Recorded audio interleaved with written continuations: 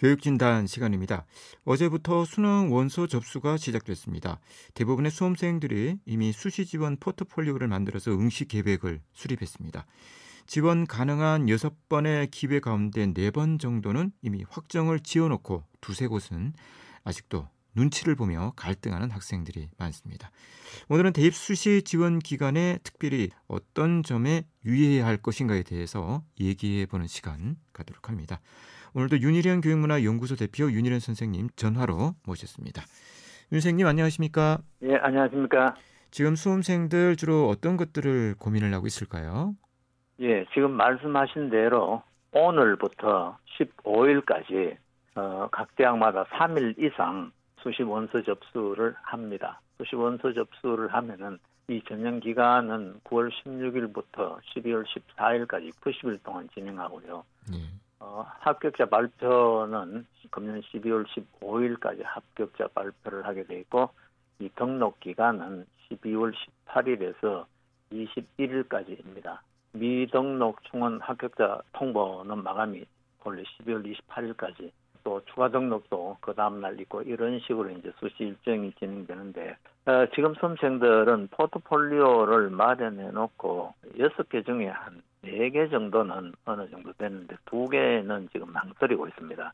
그 망설이는 것 중에 상당한 이유가 이 소신 지원 쪽이 많습니다. 적정하다고 생각하는 데는 이미 결정을 해놨지만 과연 이쪽이 조금 모험을 한다는 이런 쪽이 어떨까 이런 생각을 하는데, 이런 학생들은 다른 것보다도 몇 가지 기본 상식에 입각해서 원서를 내면 좋겠습니다. 첫째, 우리 수험생들은 일단 수시는 합격하면은 등록 유무에 관계없이 정시에는 응시할 수 없다는 것을 먼저 깨닫고, 그리고 수능 성적이 조금 좋은 학생 같으면은 정시를 바라볼 수 있겠지만, 그렇지 않은 학생은 가능한 한 수시에 합격하도록 해야 합니다. 그리고 수도권 대학은 40% 이상 정시로 뽑기되기 때문에 정시로 상당히 어떤 기회가 있지만, 지방대의 경우는 50% 이상을, 어떤 학교는 경우에 따라서 70% 이상을 수시로 뽑기 때문에 지방대학에 응시를 하고자 하는 학생들은 가능한 한 수능 성적이 안 좋을 경우는 합격 위주로 오늘 내일 사이에 결정하는 게 좋을 것 같습니다. 네. 자, 수험생들이 마지막 과정에서 다시 좀 짚어봐야 할 부분들이 있다면 어떤 것들이 있겠습니까? 예, 먼저 학생부 교과든 아니면은 학생부 종합전형이든, 지금은 원래부터는 자기소개서나 기사, 예전에 비교과에 해당되는 부분들이 대거 전형에서 참고가 되지 않습니다. 이 사라졌기 때문에 사실은 학생부 종합전형에서도 이 교과가 가장 중요하고, 그런 여러 가지를 고려할 때 먼저 이 점을 차곡차곡 한번 최종 점검을 하기 바랍니다. 9월 6일에 실시한 평가원 모의고사를 지금은 완전한 성적은 나오지 않았지만 여러 기관에서 가채점 결과나 또 거기에 따른 상대적인 어떤 자기 위치, 즉 정시로 간다면은 이 점수로 어느 대학 어느 학과 정도가 가능하겠다가 대충 유럽하게 나와 있습니다. 이 나와 있기 때문에 모험을 하고자 하는, 즉 소신 지원을 하고자 하는 학생들은 가장 먼저 고려해야 되는 게 최저 학력 기준을 충족시킬 수 있는가, 이 부분을 가장 먼저 짚어봐야 됩니다. 예를 들면은 새 영역 합이 7일 경우에는 9월 모평이 과목당 한 등급 정도씩 해서 도합 3, 한 10 정도까지는 남은 기간 공부해서 어느 정도 만회가 가능하지만, 이 세 과목 등급 합이 최저 학력 기준이 7인데 이게 한 12, 3 이렇게 된다면은 3, 4등급 이상으로 멀어져 있다면은 지원을 하지 않는 것이 바람직하다. 어떤 이런 생각을 해보면 좋겠고요. 그리고 그다음 두 번째로 해마다 이 수시 지원을 하고 난 뒤에 가장 학생들이 많이 후회를 하는 것 중에 하나가 특히 중위권 학생입니다. 중위권 학생들은 별 생각 없이 되고 보자는 생각에 그냥 여러 입학 사정 자료를 보고 가능한 데 원서를 냈는데 합격 후에 여기가 맞느냐 이런 식으로 해서 굉장히 후회하는 경우가 많습니다. 그래서 중위권 학생들은 내가 여기에 합격하면은 다닐 수 있는가 없는가에 합격하면은 최선은 아니더라도 전공에 어느 정도 만족하면서 다닐 수 있는 학교인지를 마지막에 다시 자신에게 물어보고 검토를 해야 합니다. 그리고 또 최근에 현실적으로 이런 질문을 하는 학생도 많았습니다.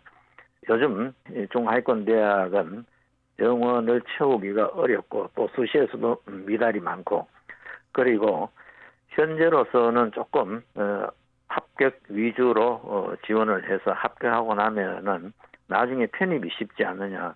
사실 지역대학 같은 경우에는 편입이 상당히 쉽습니다.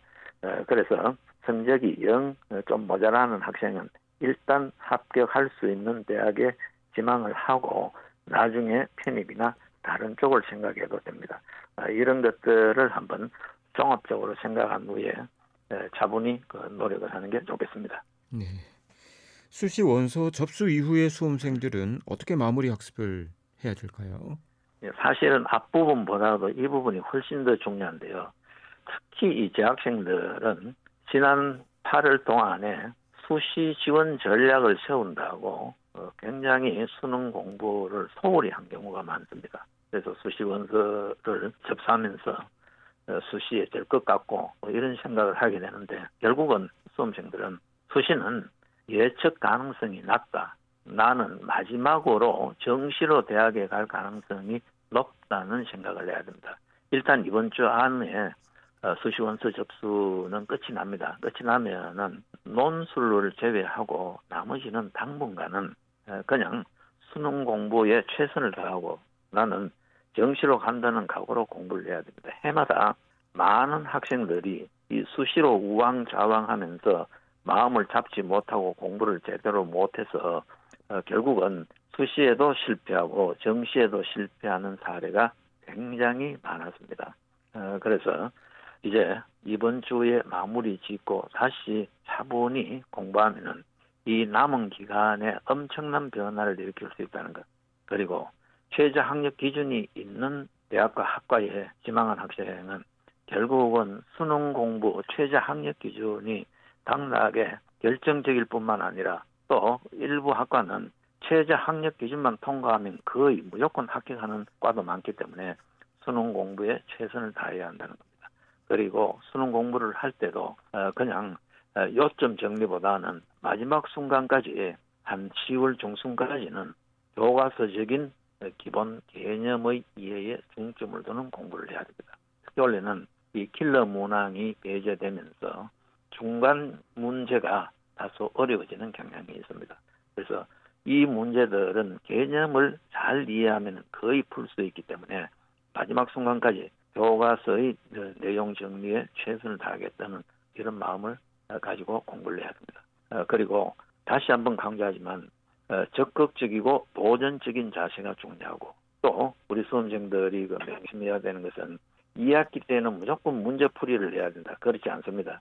항상 교과서적인 기본 개념과 내용 정리로 돌아가서 거기에 충실하면서 문제를 풀어야 이게 발전이 있지. 개념과 내용 정리가 제대로 되지 않는 상태에서 문제만 푸는 것은 별로 도움이 되지 않는다는 것도 늘 우리 학생들이 기억을 해주면 좋겠습니다. 네. 부모님들께서는 수험생을 어떻게 도와야 하는지도 말씀해 주시겠습니까? 예, 마지막에는 온 가족의 총력전이라고 우리가 이야기를 하는데 거듭 강조하지만 이 잔소리나 혹은 바깥에서 들은 엉뚱한 정보로 수험생에게 부담을 주거나 수험생을 다그쳐서는 안 된다는 것을 우리 부모님들께서 꼭 한번 생각해 보실 필요가 있습니다. 이 수험생들은 이미 지쳐 있기 때문에 그냥 조금만 해도 민감하고 또 일상생활뿐만 아니라 공부에 지장을 받습니다. 그래서 부모님과 가족이 해줄 수 있는 최선의 방법은 그냥 이 편안한 마음으로 몰입할 수 있게 그리고 가능하면은 간섭이나 잔소리보다는 꾸준히 하던 페이스대로 해 나가다 보면은 좋은 결과가 있으리라는 것을 늘 상기시켜주는 게 실질적으로 도움이 됩니다. 그래서 정리하면은 수시 원서 접수는 8월 한 달 동안에 계획한 대로 가능하면 그냥 그대로 내시고 지금부터 중요한 것은 수능 공부다. 그리고 논술 전형에 응시한 학생도 논술에 올인하면 안 된다. 일정 기간 논술 준비에 바치되 그 무게중심은 수능에 두어야 수시든 정시든 실패할 확률이 낮고 성공할 가능성이 높다는 걸 기억하면 좋겠습니다. 네, 말씀 고맙습니다. 윤일현 교육문화연구소 대표 윤일현 선생님이었습니다.